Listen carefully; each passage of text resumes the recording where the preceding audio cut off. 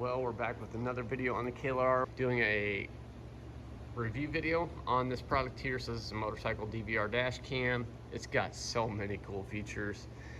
Also has tire pressure monitoring system on it, so we're going to be installing that as well. And then this is a CNC tube clamp bracket, which I believe is meant for either mounting on your bar here or up here. Not 100% sure which mounting point I want to go with just yet, but we'll get to that here shortly. So I just want to go over some of the features here. This particular model, the HM603, comes with a 3-inch display, 128 gigabytes of onboard storage, and then there's up to 512 gigabytes of external expandable storage. GPS, you've got 2 different cameras. It's IP67 waterproof, 5G Wi-Fi, so I guess you can probably sync this up to like another action cam and sync your audio with your video and stuff that way. That way for switching between camera angles and stuff, you'll maintain your audio. But yeah, we've also got altitude display, loop recording, collision, automatic locking. So a lot of cool features with this thing. We're gonna go ahead and get it unboxed and see about doing the install on this thing. So let's get to it. And let's go ahead and get this thing opened up. Man, I'm super excited for this because I was actually like considering getting something like this in the future for when we go on like longer rides and things of that sort. This thing opened up. See what our packaging looks like here. Again, got that super cool label there. Man, I'm so excited for this one. This packaging, I love that design. That's really cool looking. Feels like it's packaged really well, just like everything else has been up to this point. So let's get this off here. Check out what we got. Oh, hey, we get a little sticker there. Throw on something, so that's cool. And then we've got the instruction manual for mounting everything here. Oh, okay, yeah. So this display is definitely small enough that I think it's going to be mounted on that top bar right there and not really affect any kind of visibility or anything like that. So that's really nice. We've got 2 leads for cameras here, and then I'm going to assume this is the power supply right here. So there should be some more stuff underneath this packaging right here, I assume. All right, yeah, so this box here, it came with our power supply that goes to the battery. It's got an inline fuse there, and I'm gonna assume this is like a DC to AC rectifier. Or no, it's just, nope. Okay, so it's just a step down transformer. Steps down from 9 to 36 volts to 5 volts. Okay, so I've got the little mounting bracket here that is for the unit itself. So this is gonna mount up on the back of here like so. I am gonna go back through and put some Loctite on these. You don't have to worry about vibrating loose or anything like that. But yeah, that just goes on there like so. And we've got our little bracket here.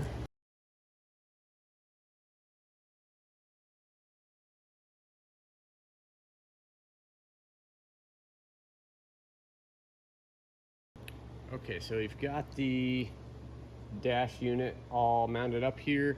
Ended up just being able to route the wiring right through there, through this bracket from the factory. All right, so we are close to being done with the installation of this thing. We've got this little spaghetti harness here to install still yet. So this red wire is a constant battery positive wire. This orangish, peachish colored wire here is a switch 12 volt wire.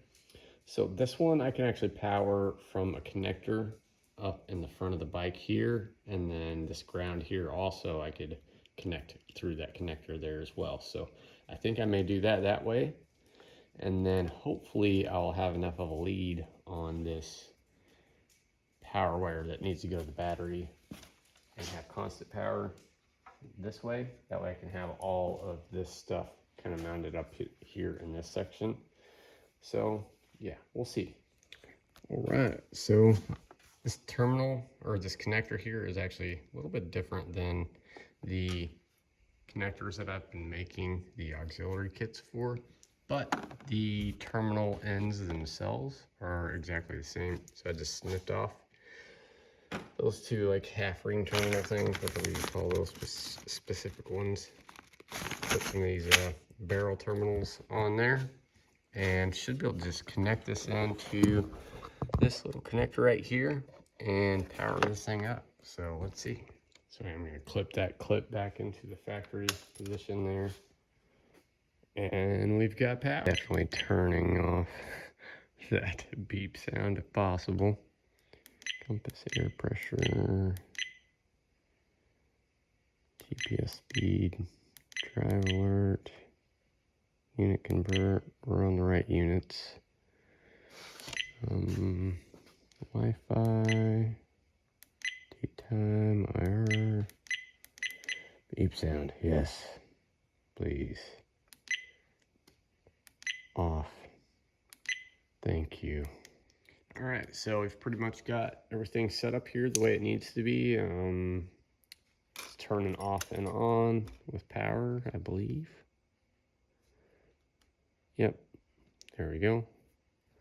So there was a power delay, like shut off option thing there. So I guess you can set that to have a delay or no delay or not. I was pretty much for the most part able to just use these nice little Velcro cable management things for most of this stuff. So I need to click this little thing back in its spot on the factory location up here. It's kind of a pain to get to, honestly. Oh, there we go. Got it in there. So yeah, gonna throw this around the remaining cables here and get this all snugged up and stuff. The cameras, I don't know if like I can get a display to pop up here or not, but I need to mount this camera still. It's just kind of dangling there. Use one of those 3M double-sided sticky mounts for that. So yeah, pretty easy installation. I made it a little bit harder on myself, just kind of the way I wanted the cables routed so it was nice and clean look. This camera back here is probably going to vibrate quite a bit just because of how I've got it mounted up. I wanted to have it kind of sticking out a little bit, and I mean, I've got it, you know, pretty well where I want it, but it's not a super solid mount. So I don't know, we'll see about that. And then, yeah, we'll take this thing on a test ride here shortly. It's really just preference. Hopefully having my visor up doesn't affect the wind noise too much. I've got a couple sockets on my mic and my helmet here.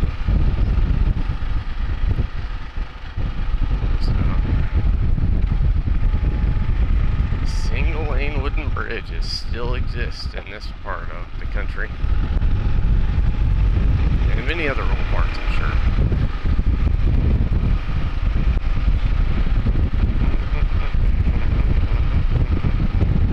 We got a turkey crossing the road. So yeah, we're kind of doing like a vibration test on these cameras, see how it's going to handle it. I think it's got video image stabilization. We're going to find out when we go through post-processing here on this video. But I kind of want to see what it looks like in that rear view cam. Letting it loose, letting the back tire loose and stuff. I think it should be pretty cool to see on the gravel roads playing around.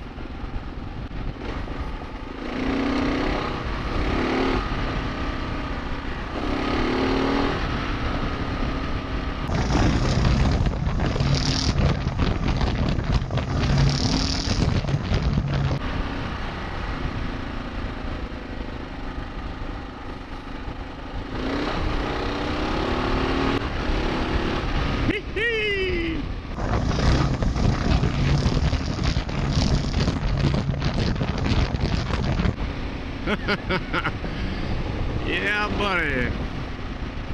This is why I love adventure bikes right here. You just let loose, have a good time.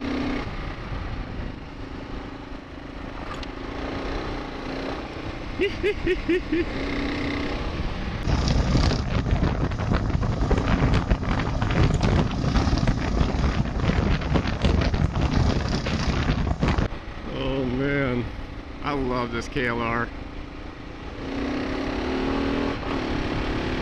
Feels so playing it. I mean, I'm going 50 on a gravel road right now.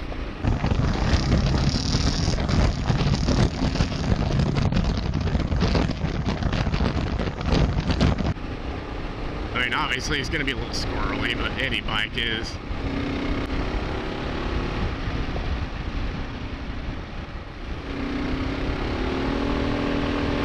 Woo! I'm breaking the rear tire loose at 50 miles an hour.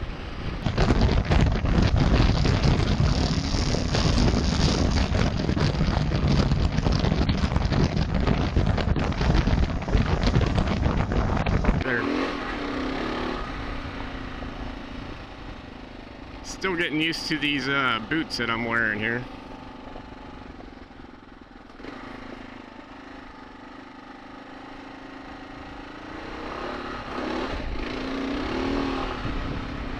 Yee, yee, yee.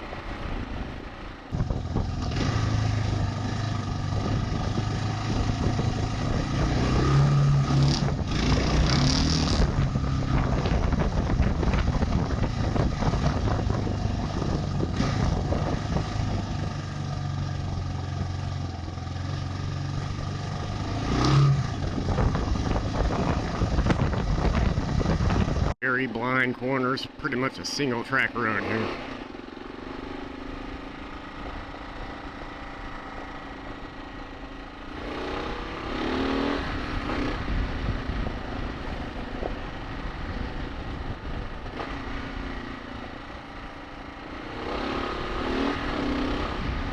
Ooh, squirrely. No, I didn't run him over. Okay, I didn't run him over.